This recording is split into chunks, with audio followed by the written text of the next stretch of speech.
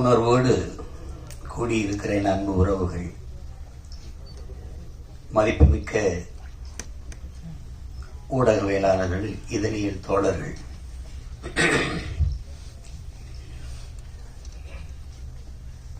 திரைப்படைப்பாளர்கள், கலைஞர்கள், தயாரிப்பாளர்கள் அனைவருக்கும் என்னுடைய அன்பும் வணக்கமும்.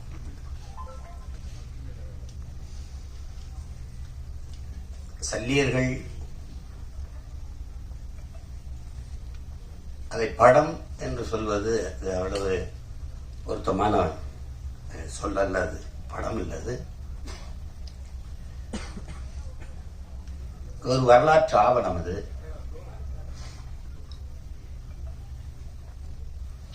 இங்கே பேசிய தம்பி கௌதமன் உட்பட எல்லாருமே குறிப்பிட்டார்கள்.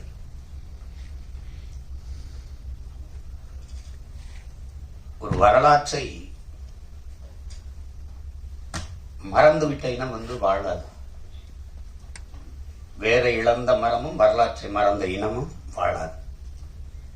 தன்னின வரலாறு தெரியாத எந்த இனமும் எழுச்சி வர முடியாது. எங்க இனத்திற்கென்று வரலாறே கிடையாது. ஏன்னா வரலாற்றை படைப்பவனுக்கு வரலாற்றை எழுத நேரத்தை. இங்க பிரச்சனையே கல்லணை பார்த்ததுல எங்க பாட்டை ஒருத்தன் கல்லணை கட்டி வச்சிருக்கா, சோழன் ஆண்டிருக்காங்க அரிகாலன்னு தெரியுது. பெருவுடையார் கோயில் இல்லைன்னா அதுவும் இல்லை. அருண்மொழி சோழன் ஒருத்தன் ஆண்டா, அவனுக்கு ஒரு மகன் இருந்தான் அரசேந்திர சோழன். உலகம் புறா படையெடுத்து போய் வென்றாங்க. அப்படிலாம் வரலாற்று பதிவு எங்களுக்கு இல்லை. இப்போதைக்கு இருக்கிற முன்னோர்கள் தீரன் சின்னமலைக்கோ மருதுபாண்டிக்கோ பூலித்தேவனுக்கோ வேலு நாச்சியாருக்கோ அவங்களுக்கும் ஒன்றும் இல்லை. பாட்டனார் அழகுமுத்துக்கோனை பற்றி பேசலாம்னு படிச்சா 30 பக்கம் இருக்குது. அதுல கடைசி 3 பக்கம் தான் அவரை பற்றி செய்யுது. எல்லாம் தமிழரின வரலாறு நீங்க இப்படி பாத்தீங்கன்னா, முன்னோர்களுடைய இதை பார்த்துட்டே வரும்போது எதிரிகளால் வீழ்த்தப்பட்டதே கிடையாது. எல்லாம் உடன் பிறந்த ரத்த துரோகங்களை தான் தொகுதிப்படுது. கடைசி எங்க தலைவர் உட்பட எல்லாமே. நீங்க வேலுநாச்சியாரா அங்க ஒரு துரோகம், மருதுபாண்டியாரா அங்க ஒரு துரோகம், தீரன் சின்னமலையா கூட இருக்கிறவனே செஞ்ச துரோகம், பண்டார வன்னியானா அவனை என் சொந்த ரத்தக்காரனே எங்களுக்கு துரோகம் பண்ணி இப்படி தோத்ததான் எங்களுடைய இந்த படிப்பினை ஏன் தேவைப்படுது அப்படின்னா, அது கற்றறிவை விட பட்டறிவு மேலானதுங்க.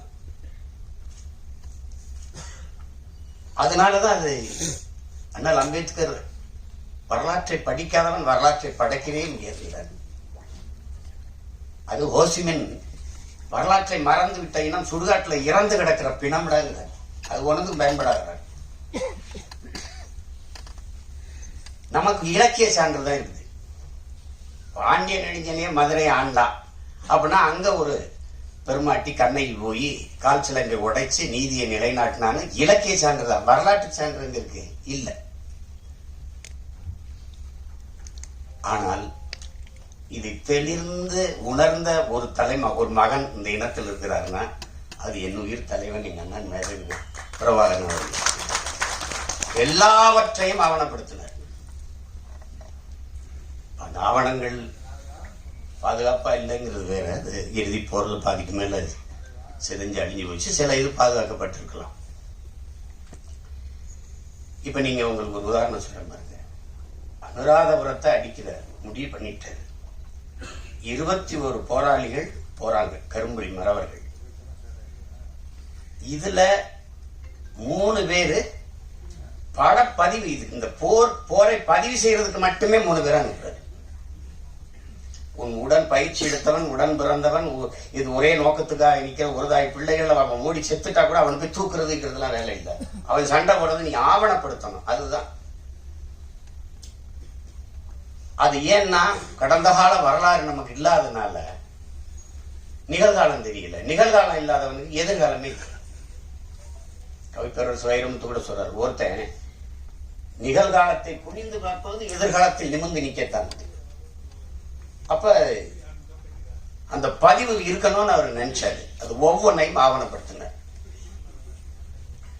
அவருக்கு ஒரு பேராவல் இருக்குது. பேராவல் பெரும் விருப்பம் தான் சொல்லணும். அது என்னன்னா, சிங்லஸ் லிஸ்ட் போல, ஒரு பிரேவ் ஹார்ட் போல, ஒரு 10 கமாண்ட்மெண்ட்ஸ் போல நம்முடைய விடுதலை போராட்ட வரலாறும் ஆவணப்படுத்த படமா வரணும், திரையில ஒரு வந்துடணும்னு பெரிய ஆர்வப்பட்டாரு. அதுக்காக தான் அவர் ஆணிவேர் எடுத்தாரு, தயாரிச்சாங்க. அதுக்கு பயிற்சி கொடுக்கறதுக்கு எங்க அப்பா பாரதி ராஜா, ஐயா மகேந்திரன் போன்றவர்களை அழைச்சிட்டு போனாங்க. எங்க பிள்ளைகளுக்கே நீங்க பயிற்சி கொடுங்க, அவங்களே எடுத்துக்கிடுவாங்க. அப்படிதான் அந்த மாதிரி செஞ்சாரு. அதுலதான் எல்லாளன் படமும் எடுக்கப்பட்டது. ஆனா அவருக்கு ஒரு பெருங்கனவு இருந்தது, அது கெடுவாய்ப்பா நிறைவேறல. அதை எடுத்து ஆவணப்படுத்தணும். இப்ப தம்பி கூட சொன்னார், தலைவருடைய வரலாற்றை எடுக்கணும், பதிவு பண்ணணும், எடுக்கணும், உறுதியா எடுக்கணும். அதுல இருக்கிற பிரச்சனை என்னன்னா, நான் மேடையில் இப்படி பதாக வச்சுன்னு வச்சுக்கல, எங்க அண்ணன் பதாகைய அது நேரலையில் போட மாட்டாங்க. அதுக்காக இந்த ஓரத்தில் கொஞ்சம் வைங்க, அந்த ஓரத்தில் வைங்க, பதிவு பண்றவங்களுக்கு எந்த தொந்தரவும் இல்லாமல் இருக்கிறது தள்ளி வைப்போம். வலையொலியில எங்க தலைவருக்கு வாழ்த்து அந்த பிறந்த நாள்ல வர்றதை அப்படியே அது புகார் அளித்து நீக்கிடுவாங்க, அப்படி தடை பண்ணிவிட்டுருவோம். சுவரொட்டி ஒட்டினீங்கன்னா காவல்துறைக்கு வேலையே அதை கிழிக்கிறது தான். நான் கூட சொன்னேன், போலீஸ் எல்லாம் என்ன பண்ணி கிழிச்சிங்கன்னா அந்த உங்க போஸ்டர் கிழிச்சோம்னு சொல்லணும்ல எதிர்காலத்தில், அதுக்கு தான் இந்த வேலை செய்யுது. நாங்களே குறி சேர்த்த மாதிரி அங்கேயே காசு சேர்த்து ஒட்டுவோம், கிழிச்சு விட்டுறோம். ஏன்னா அதுக்கான அரசியல் சூழல் இல்லை. அதை முதல்ல உருவாக்கணும், அதுக்கப்புறம் இதை எடுக்கணும். அதுதான் நம்ம செய்ய வேண்டியது. அது செய்ய வேண்டியது இங்க எப்படி இருக்குன்னா, இந்த ஆவணப்படுத்துதல் அந்த வேலையை தான் இந்த படம் செய்யுது. இந்த சல்லியர்கள் படம் அது செய்யுது. நம்ம நபிகள் நாயகம் சொல்றாங்க பாருங்க, அநீதியை கண்டு அச்சம் கொள்ளாமல் துணிஞ்சு நிற்பவன் எவனோ அவனே உண்மையான ஜிகாத்துங்கிறாங்க. அந்த மொழியில, நபிகளின் மொழியில சேவரசரர் உலகத்துல எங்கெங்க அநியாயம் நடக்குதோ, அக்கிரமம் நடக்குதோ, அதை கண்டு உன்னால பொறுத்து கொள்ள முடியாம நீ கோவப்படுவாயானால் நீனும் என் தோழனேங்கிறார். அவர் வழியில எங்காவது என்ன சொல்ற, பண்ண பழகடா பச்சை படுகொலை பைந்தமிழத்திற்கு உயிரடா விடுதலைங்கிறார். வலியோர் சிலர் எளியோர் தம்மை வதையை புரிகுவதா மகராசர்கள் உலகாளுதல் நிலையாம் எனும் நினைவா உலகால உனது தாய் மிகு உயிர்வாதை அடைகிறாள் உலவாது உதவாதினி ஒரு தாமதம் உடனே விழித்தமிழாங்கிறார். அப்படி விழித்து கொண்ட வீர மறவர்களின் வரலாறு தான் தமிழர்களுடைய வீரகாவிய வரலாறு. அதுல ஒரு துளி அந்த போராட்டத்தில் ஒரு துளி, ஒரு சின்ன பகுதி, அதுதான் இந்த சல்லியர்கள். மருத்துவங்கிறது மனிதத்தினுடைய மகத்துவம். தன் உயிரை எடுக்க வந்தவனுக்கும் உயிரை கொடுக்கிற ஒரு அறம் சார்ந்த மறவர்கள் தமிழர்கள் என்பதை இந்த படம் உணர்த்துது. ஏன்னா அறம் செய்ய விரும்பு, இது அறிவு மூதாட்டி அவை நமக்கு தந்த தமிழ். அரசியல் பிழைத்தோருக்கு அரண் கூற்றாகுங்கிறது அது இளங்கோவடிகள் தந்த இனிய தமிழ் எல்லாம் நமக்கு கற்பிக்குது. அப்படி அறம் சார்ந்து நின்ற மறவர்கள் தமிழர்கள் மனிதநேயவாதிகள் அல்ல என் உடன் பிறந்தார்களே, தமிழர்கள் உயிர்மை நேயர்கள். உலகத்தில் எல்லாரும் கல்லு மாவர கோலம் போட்ட போது என் இன சொந்தங்கள் மட்டும்தான் அரிசி மாவர கோலம் போட்டான். ஈக்கும் எறும்புக்கு அது இரையாக இருக்கட்டும். அவ்வளவு பெரிய ஒரு இனம். புறப்பொருள் வெண்பாமாலை பாடுது, கொடையில எல்லாம் இருக்குது, கொடை வள்ளல்கள் இருக்கா. உலகத்தில் நாடை ஆண்டவனே வள்ளல்களாக இருந்தது, நாட்டை ஆண்ட மன்னர்களே வள்ளல்களாக இருந்தது தமிழர் இனத்தில் தான். அந்த இனத்துல இந்த பாரியின் பேகனம் தான் ஆகச் சிறந்த கொடையாளிகள் புறப்பொருள் அலப்படு. அப்ப ஏன் அவன்லாம் ஆய் நல்லி அதிகமானலாம் காரி ஓரியில் அவங்களாம் இல்லையா அப்படின்னா, இல்ல பாரியும் வேகனும் தான் ஆகச் சிறந்த கொடையாளர்கள். ஏன் அப்படின்னா, இந்த கேட்டு கொடுக்கறது கொடை தாங்க, ஆனா கேட்கும் போது அவன் தன்மானத்தை இழந்துடுறாங்க, அதனால சிறந்த கொடை இல்லை. கேட்காம கொடுக்கறதும் கொடைதான், ஆனா அதையும் விட ஆகச் சிறந்த கொடை இருக்குது. அது என்னன்னா, கேட்கும் திறனற்ற உயிர்களுக்கு கொடுக்கறதுங்கிறான். முல்லை கொடி தேர விட்டுட்டு போய் பாருங்கன்னு சொல்லாது, அது குச்சியை விட்டு விட்டாலே போதும். இல்ல அரண்மனையிலுமே ஒரு சேவகன் அனுப்பி விட்டா போதும், அங்க ஒரு கொடி தள்ளாடி இருக்கு, ஒரு குச்சியை விட்டு வாடாது. நம்ம அரண்மனைக்கு போய் வர்றதுக்குள்ள அந்த செடிக்கு ஏதாவது ஆபத்து வந்துருச்சு, ரெண்டு தேர விட்டுட்டு நடந்து விட்டேன். அதனாலதான் அவன் சிறந்த. அது பார்த்தா பைத்தியகாரத்தனமா இருக்கும், ஆனா மேலோங்கி நிற்பது தமிழின முன்னோர்களின் உயிர்மை நேயம் என்பதை நாம் உணர்ந்து கொள்ள முடியும். அதை தான் பேகன் பண்ணது.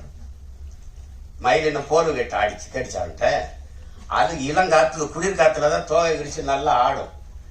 அவர் போர்வை கொடுத்தாரு, அந்த குளிர நடுங்குன்னு சொல்லிட்டு அது கதையா கூட இருக்கலாம், கற்பனையா கூட இருக்கலாம்.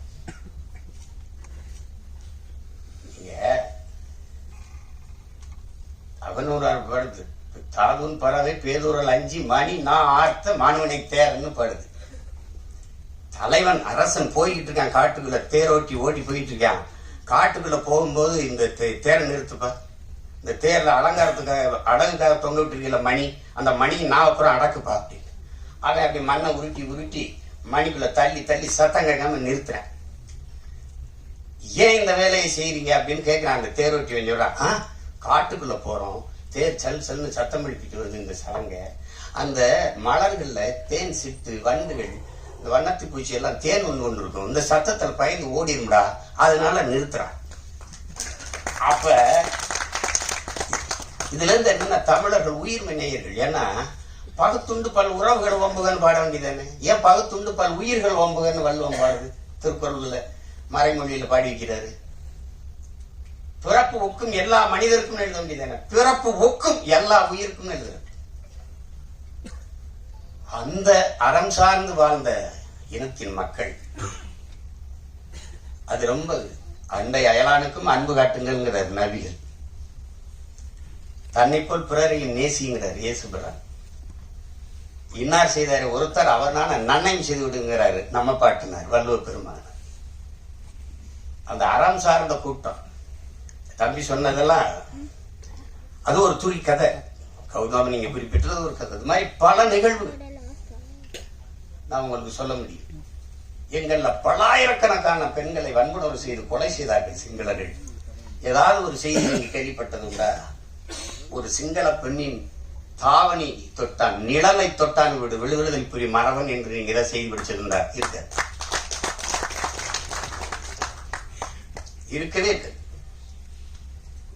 செஞ்சோலையில அவ விண்ணூர்தியிலிருந்து குண்டை வீசி 61 குழந்தைகளை கொண்டு விட்டான். நம்மகிட்டே விண்ணூர்தி இருக்கு, பறந்து போய் அவன் பள்ளிக்கூடத்துல போட்டிருக்கலாம், செய்ய மாட்டார், செய்யல. கட்டுநாயக்கா விமானப்பட தளத்தை தகர்க்கிறார். ஏன் பொது விமான தளத்துல குண்டு போட அவருக்கு எவ்வளவு நேரம் ஆயிருக்கும்? போடல, செய்ய மாட்டார். ஏன்னா அறம் சார்ந்து வாழ்ந்து நின்ற மறவன் பிரபாகரன் என்பது அவர் தெளிவா இருந்தார். என்னுடைய எதிரிகள் சிங்கள மக்கள் அல்ல, என் இனத்தை கொன்று குவிக்கிற சிங்கள ராணுவம் தான். அத தெளிவா இருந்தார்.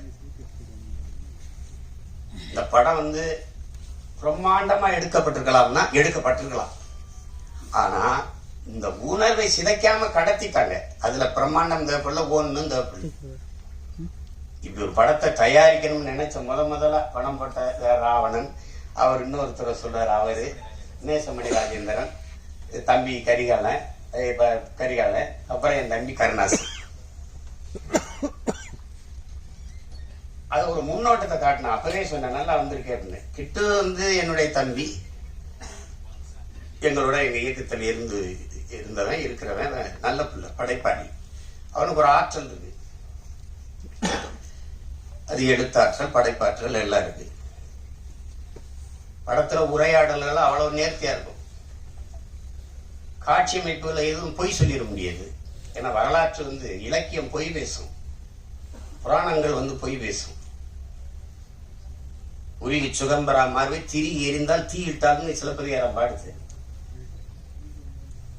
நான் போய் எங்க வாத்தியார்ட்ட கேட்டேன், நீ வேற மதுரையா? அப்ப மதுரை எரிஞ்சு போய் புதுசா வேற மதுரை வந்துச்சா அப்படின்னு கேட்டேன். அவர் அப்படி இல்லடா இருக்கா, அப்படி இல்லடா, அவளுடைய இதை அந்த துன்பத்தை நினைச்சு மதுரை அந்த மண்ணில் வாழ்ந்த மக்கள் வயிறு எரிந்தார்கள், நெஞ்சு எரிந்தார்கள், அதுதானே அது பச்சை எரிந்தது மதுரைன்னு வருது. அப்படிதான் நான் எழுதுறது, தீப்பிடிச்சு எரிஞ்சிடலடா அப்படின்றது. அது சொல்லும், சுவைபட சொல்வதற்கு சொல்லும். ஆனா வரலாறு எப்பவும் போய் பேசாது, பேசக்கூடாது. அதனால இது காட்சி கற்பனையில செஞ்சது இல்லை. போர்க்களத்துல உங்களுக்கு தெரியாத இறுதி போர்ல எல்லாம் எங்களுக்கு மருத்துவமனையில தான் முதல்ல கொண்டு போட்டாங்க. பள்ளிக்கூடங்களை தகர்த்தான், ஊடகங்கள் எல்லாம் உடைச்சு ஊடகங்கள் எல்லாம் தகர்த்தான். கர்ப்பிணி பெண்கள், வயது முதிர்ந்தவர்கள், பச்சிலம் குழந்தைகள் மீது குண்டு வீசக்கூடாது, அவன் அதையே குறி வச்சு செஞ்சான். ஆனா அதுல எந்த இடத்துலயும் எங்க தலைவர் தடம் பிறன்று உணர்ச்சி வயப்பட்டோ கோவப்பட்டோ செஞ்சிட்டார். அவ செஞ்சான். கடைசியா மரத்து நிழல்ல ஒரு வேட்டியை கட்டிக்கிட்டு அதுல நீங்க நம்ம அனஸ்தீசியா மயக்க மருந்து கொடுத்து இந்த கால் காயம் பட்டுச்சுன்னா நீக்குவோம், கட்டுப்பு கைப்பட்டுச்சு ஒண்ணுமே இருக்காது. அந்த சிதைந்த காலை அது சரி பண்ணா அப்படி அந்த காயத்தோட அந்த வலியோடு தான். அவ்வளவு ஈகம் செஞ்சு போராடிய மக்கள் நாம். அதை மறைக்கப்படுதுன்னா எவ்வளவு கஷ்டமா இருக்கும் பாருங்க. நீங்க ஒரே வார்த்தையில எங்களை பிரிவினைவாதிகள், தீவிரவாதிகள், செப்பரேட்டிஸ்ட், டெரரிஸ்ட் கட்டும் கோவம். அங்கேதான் நமக்கு வெறுப்பும் கோபமா வர்றது காரணம் அதுதான். உனக்கு என்ன தெரியும்? வரலாறு தெரியாம பொழைக்க போன இடத்துல பிரபார நாடு கட்டிட்டு இருக்காங்க. டேய், ஏன் பூமிடாது பொழைக்க வந்தவன்ட்ட நாங்க பறி கொடுத்துட்டோங்கிறதா வரலாறு. அதுதான் இங்க பிரச்சனை. அதுதான். அதனால இந்த ஒரு வரலாற்று ஆவணமா நான் இதை பார்க்கிறேன். அந்த போர்க்களத்திலையும் அந்த சூழல்லையும் காயம்பட்ட போராளிகளுக்கு மருத்துவம் கொடுக்கறதுக்கு பதுங்கு குழியிலேயே மருத்துவமனையை வச்சு எப்படி அதை கட்டமைச்சிருக்காருங்கிறது நீங்க பார்க்கும்போது தெரியும், படம் பார்க்கும்போது. அது மாதிரி தம்பி திருமுருகன் அவர்கள் சொன்னது மாதிரி ஒரு பகைவனாக இருந்தாலும் அவனுக்கு அன்பு காட்டுங்கிறத அதான் இந்த படம் உணர்த்துது. முழு கதையும் சொல்லிட்டு இருக்க வேண்டியதில்லை, நீங்க பார்க்கணும் அவசியம் பார்க்கணும். அதுல அந்த நந்தினியா அந்த மருத்துவ பெண்ணா நடிச்சிருக்கிற சத்யாதேவிக்கு எவ்வளவு பாராட்டினாலும் தரும். அது புது நடிகை, புதுசா பங்கேற்றுக்காங்கன்னு சொல்ல முடியாது. இதே மாதிரி முகம்தான் அந்த காட்டுல என்ன பார்த்தனோ அதே மாதிரி ஒரு முகம். அந்த காட்டுல எப்படி எங்க போராடி வீரர்களை பார்த்தனோ அதே மாதிரி ஒரு முகம் மகேந்திர. ரொம்ப நல்லா பண்ணிருப்பாங்க ரெண்டு பேருமே. அது நீங்க பார்த்து அந்த உணர்வை நீங்க உள்வாங்கணுங்கிறதா என்னோட. அதுக்காக அதை திரும்ப பேசிட்டு இருக்க வேண்டியதில்லை, அதை செய்ய வேண்டியதில்லை. உலகம் பூரா இருக்கிற என் தாய் தமிழ் உறவுகள் இந்த படத்தை ஒரு படம்னு நம்ம சொல்லிட்டு இருக்கக்கூடாது. இது ஒரு வரலாற்று, ஒரு படைப்பு, ஒரு பதிவு. அதை நம்ம வரவேற்கணும், பார்க்கணும், நம்ம அடுத்த தலைமுறைக்கு கடத்தணும். தாய்மொழியே நம்ம மறந்துட்டோம். ஒரு தலைமுறைக்கு மேல தமிழ் எழுத படிக்க தெரியாத ஒரு இனக்கூட்டம் ஆயிட்டோம். மொழி அழிந்து சிதைந்தால் இனம் அழியுங்கிறது வரலாற்று பெரு உண்மை. இப்ப அந்த சூழல்ல வரலாறையே விட்டுறக்கூடாது. இப்ப நீங்க நார்வேயில கூட என் தம்பி வசீகரம் வந்திருக்காங்க, தமிழ் படிப்புக்கு பள்ளிக்கூடம் 17 பள்ளிக்கூடம். டென்மார்க்ல 32 பள்ளிக்கூடம். யாரு கொடுத்துருக்காங்க? அந்த அரசு. உங்கள் தாய்மொழியை நீங்க மறந்து விடக்கூடாது அப்படின்னு நம்மளே தமிழாசிரியர் போட்டு படிப்பீங்க. ஐரோப்பிய நாடுகள் எல்லா நாட்டிலையும் இருக்கு. ஆனா ஏன் நாடு தமிழ்நாட்டுல தமிழ் படித்தால் வேலை கிடைக்காது, சோறு கிடைக்காது, ஒன்னும் கிடைக்காது அப்படின்ட்டு இவன் முட்டிக்கால் போடணும். தமிழ்ல பேசிட்டான்னா அவருக்கு தண்டம் கட்டணும். இந்த மாதிரி பள்ளிக்கூடம் இருக்கு. ஒரு நாள் அந்த பள்ளிக்கூடத்துக்கு மின்சாரம் போகாது, தண்ணியும் போகாது, ஒன்னும் போகாது, வெட்டி இருந்துச்சு. தாய்மொழியை படிக்கிறது தான்டா பள்ளிக்கூடம் இருக்குது. இது ஒரு கூட்டம். அதை மறந்துட்ட மாதிரி தன் இன வரலாறை நம்ம கற்பிக்கல பிள்ளைகளுக்குன்னா நான் யாருன்னே தெரியாம போயிடும். நான் யாரு எனக்கு தெரியவே தெரியுது. அப்ப தன்னை மறந்த ஒரு நோயாளி மாதிரி ஆயிடுவேன். அதுதான் நீங்க வரலாறு தான் எல்லா உலகில் எல்லா தேசிய இனங்களுக்கும் வழிகாட்டியிருக்கு. வரலாறு தான். அப்ப அந்த வரலாற்று பதிவு நமக்கு இருக்கணும்.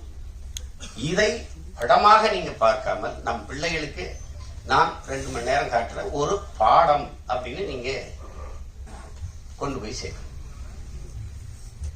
எல்லா தமிழர்களும் கொண்டாடுங்க. திரைப்பட ரசிகர்களாக இருக்கிறவர்கள் அவங்க நீங்களும் பாருங்க, உங்களுக்கும் பிடிக்கும். தம்பி திருமுருகன் சொன்ன மாதிரி நீங்க தமிழனா இருந்தா 2000 மடங்கு 1000 மடங்கு கூட பிடிக்காது. அது உண்மைதான். அவ்வளவு சிறப்பான படைப்பு. என்ன பங்கேற்றுக்கிறதெல்லாம் எல்லாம் என் தம்பிகளா இருக்கிறதுனால ஒரு நெகிழ்ச்சி, நமக்கு மகிழ்ச்சி. அது அளவு கிடந்த மகிழ்ச்சி கிட்டு அவன் செஞ்சதில் இது ரொம்ப நேர்த்தியான ஒரு இது. பெரிய பொருள் செலவு பண்ண முடியல, பெரிய படைப்பா எடுக்க முடியலனாலும் அந்த உணர்வை சிதையாம கடத்திட்டான்.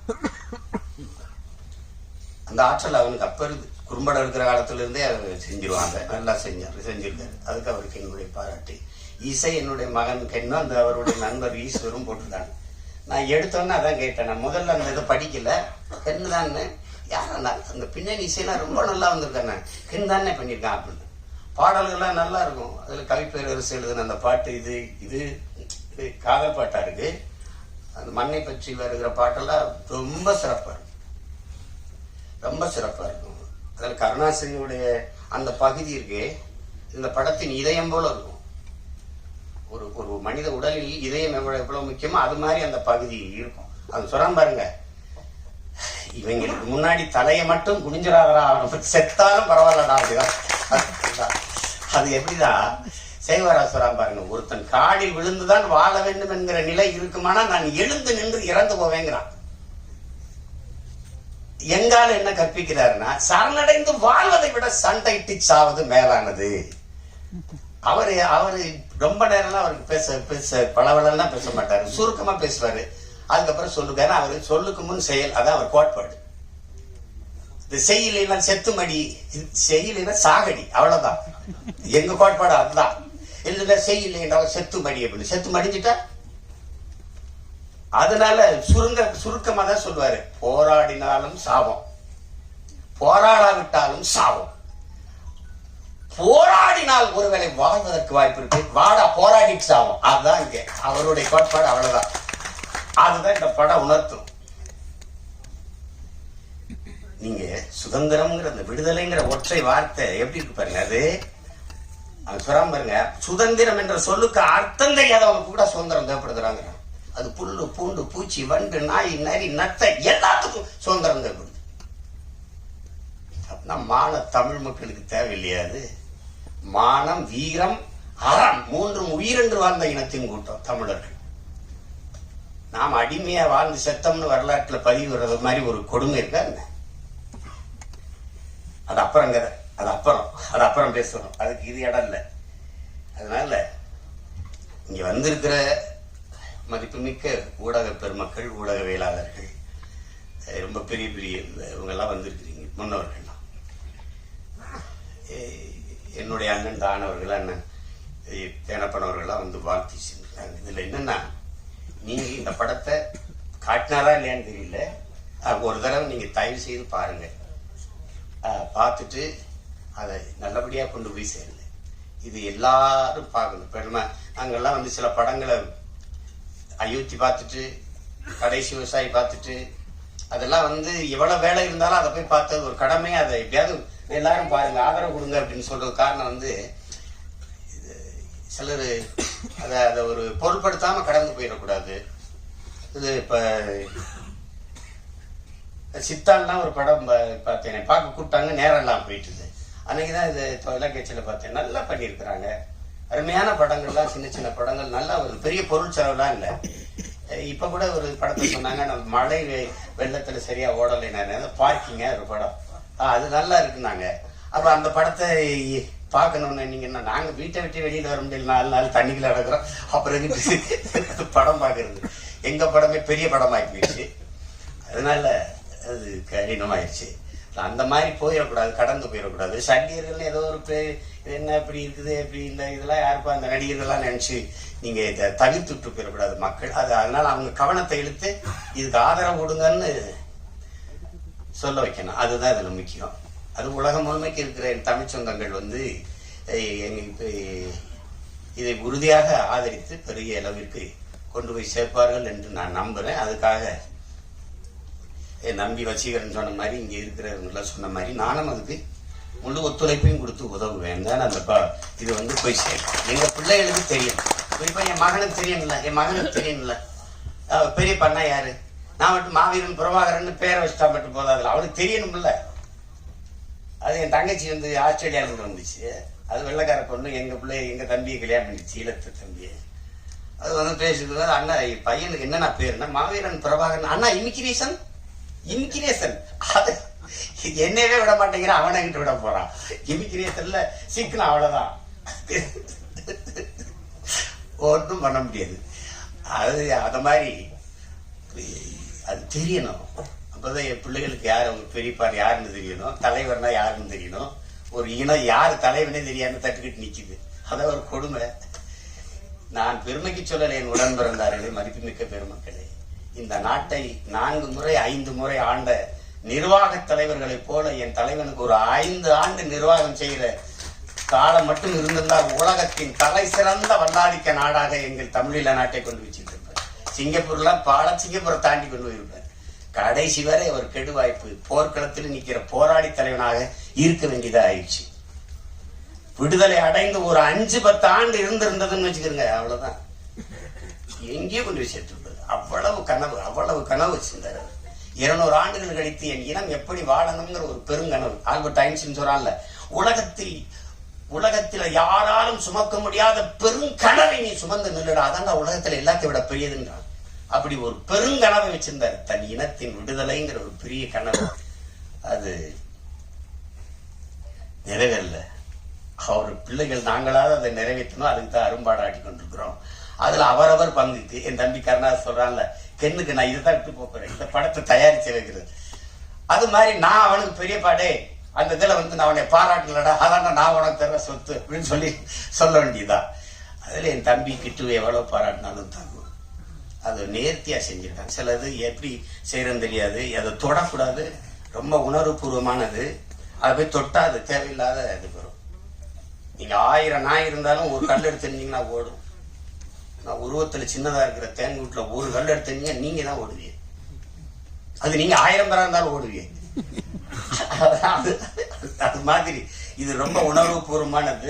அதை தொடும்போது கவனமா தொடும், இல்லைன்னா சிக்கலாயிரும். அது தேவையில்லாத வந்துடும். அதனாலதான் அதை தொடாதீங்க, தொட்டா கவனமா செய்யுங்க, எல்லாம் தெரிஞ்சுக்கிட்டு செய்யுங்க அப்படின்னு நம்ம சொல்லிருக்காங்க. அதனால கவனமா அந்த விடுதலை போராட்ட வீரர்களை பெருமைப்படுத்துற மாதிரி, எங்களுடைய மருத்துவ பிள்ளைகளை பெருமைப்படுத்துற மாதிரி இந்த பதிவு என்னுடைய தம்பிகள் கருணாசன் கிட்டுவும் செஞ்சுட்டாங்கிறதுல எனக்கு பெருமை. ஒளிப்பதிவாளர் சிவி சதாசிவா, அந்த கலை இயக்குனர் முஜிபுர் ரஹ்மான் எல்லாருமே நல்லா பண்ணியிருக்காங்க. அப்புறம் அந்த சண்டையெல்லாம் வடிவமைச்சது யாரான்னு கேட்டேன். அவர் பேரு பிரபாகரன்னா. அப்ப நல்லா தான் வடிவமைப்பு அது இருக்கும். அதனாலதான் அது சொல்றேன். வீரராஜ் பத்தாக்குறைக்கு அது எல்லாமே சிறப்பா அமைஞ்சிருக்கு. நீங்க பார்த்துட்டு நீங்க பேராதரவு கொடுங்க. உலகம் முழுமைக்கும் வாழுகிற என் அன்பு தமிழ் சொந்தங்கள், தாயகத்திலே வாழுகிற தமிழ் உறவுகள் எல்லாரும் இதற்கு முடிந்தவரை இந்த படத்தை பார்த்து உங்களுடைய ஆதரவையும் அன்பையும் அதுக்கு காட்டுங்கள். மற்றபடி படம் வென்ற பிறகு மறுபடியும் ஒரு விழா வச்சு நம்ம மறுபடியும் சந்திப்போம். என்னடா தம்பி, உங்கள் அனைவருக்கும் என்னுடைய அன்பும் வணக்கமும் நன்றி.